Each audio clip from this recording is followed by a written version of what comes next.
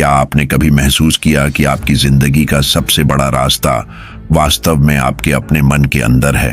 Hello दोस्तों, आपका बहुत बहुत स्वागत है हमारे YouTube channel audio book summary by Devanji में, जहां हम आपके लिए लाते हैं दुनिया की सबसे प्रेरणादायक और जिंदगी बदलने वाली किताबों के सार, वो भी आपकी अपनी भाषा हिंदी में। आज हम बात करेंगे एक ऐसी किताब की जो आपको खुद को समझने, अपने डर को पार करने और अपनी पूरी क्षमता तक पहुंचने का रास्ता दिखाएगी।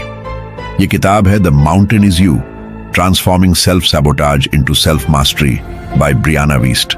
तो चलिए इस गहरी और ट्रांसफॉर्मेटिव किताब की यात्रा शुरू करते हैं। सबसे पहले आइए जानते हैं लेखक ब्रियाना वीस्ट के बारे में। ब्रियाना वीस्ट एक बेस्ट सेलिंग लेखिका, कवियत्री और इमोशनल इंटेलिजेंस की विचारक हैं, जिन्हें उनकी गहरी और प्रैक्टिकल लेखनी के लिए जाना जाता है। उनकी किताबें जैसे 101 Essays That Will Change the Way You Think और The Mountain Is You दुनिया भर में 30 से ज्यादा भाषाओं में अनुवादित हो चुकी हैं और 3 मिलियन से ज्यादा कॉपियां बिक चुकी हैं। ब्रियाना ने प्रोफेशनल राइटिंग में डिग्री हासिल की है और उनकी लेखनी में साइकोलॉजी, माइंडफुलनेस और सेल्फ इंप्रूवमेंट का अनोखा मिश्रण है।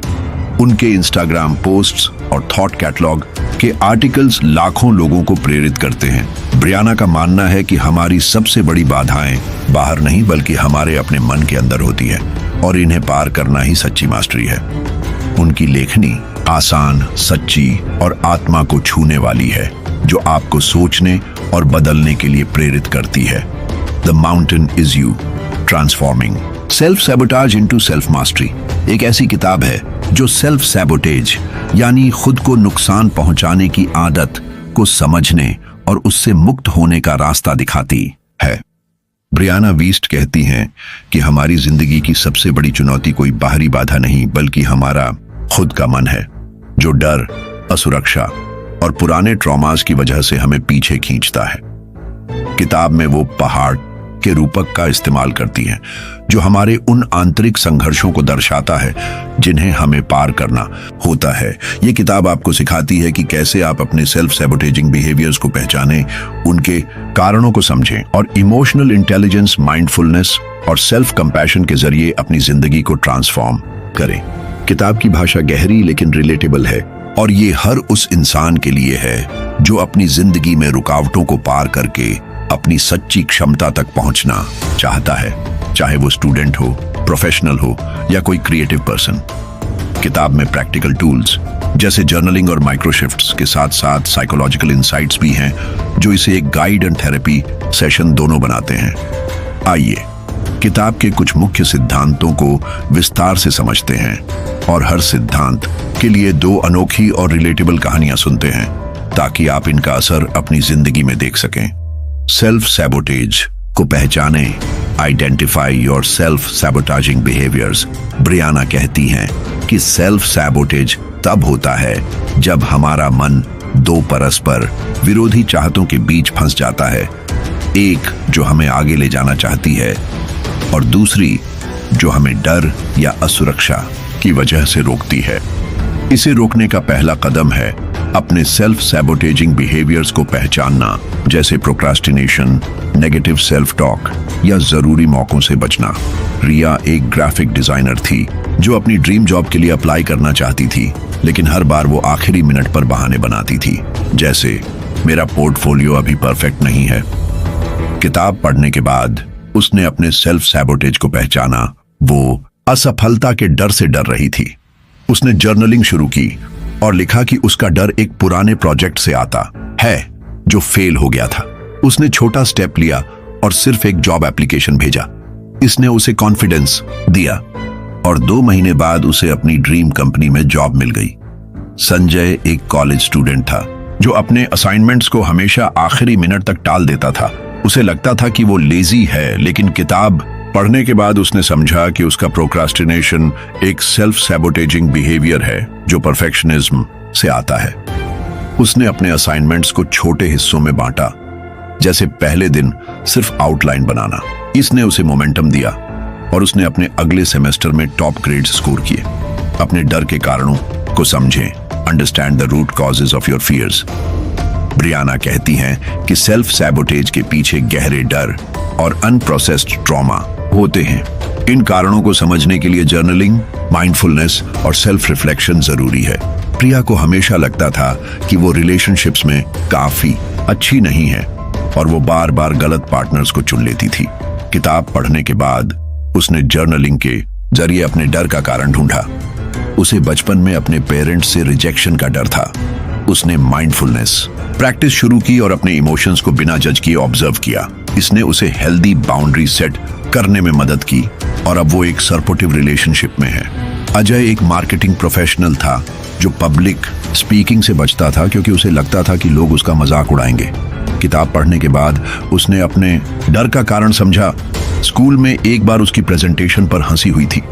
उसने जर्नलिंग की और अपने डर को चैलेंज किया। उसने छोटे ग्रुप्स में प्रेजेंटेशन देना शुरू किया और 6 महीने बाद वो अपनी कंपनी की मीटिंग्स में कॉन्फिडेंटली बोलने लगा। सेल्फ कंपैशन प्रैक्टिस करें। Practice self compassion.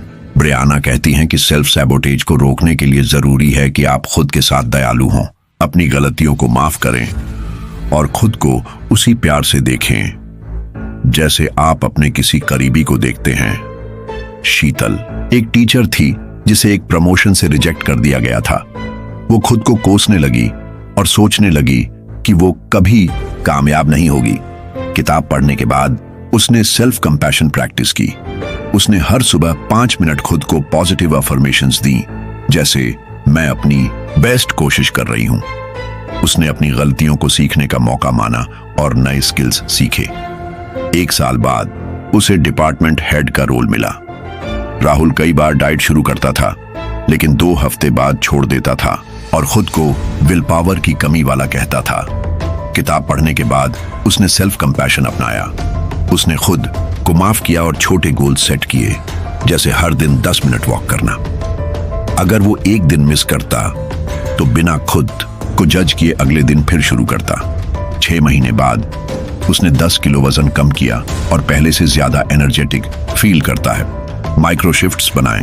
Make micro shifts for incremental growth. Brianna कहती हैं कि बड़े बदलाव एक साथ नहीं आते। छोटे छोटे स्टेप्स यानी माइक्रो शिफ्ट्स आपको अपनी मंजिल तक ले जाते हैं। ये छोटे बदलाव आपके मन को ओवरवेल्म होने से बचाते हैं। नेहा एक सॉफ्टवेयर इंजीनियर थी जो स्ट्रेस मैनेज करने के लिए मेडिटेशन शुरू करना चाहती थी, लेकिन उसे लगता था कि इसके लिए बहुत समय चाहिए। किताब पढ़ने के बाद उसने माइक्रो शिफ्ट्स अपनाए। उसने हर दिन सिर्फ 2 मिनट डीप ब्रीदिंग से शुरुआत की। धीरे धीरे वो 10 मिनट तक पहुंच गई। इसने उसके स्ट्रेस को 25% कम किया और वो अब अपने काम में ज्यादा फोकस्ड है। रोहन एक राइटर बनना चाहता था, लेकिन उसे लगता था कि एक पूरी किताब लिखना असंभव है। किताब पढ़ने के बाद उसने माइक्रो शिफ्ट्स अपनाए।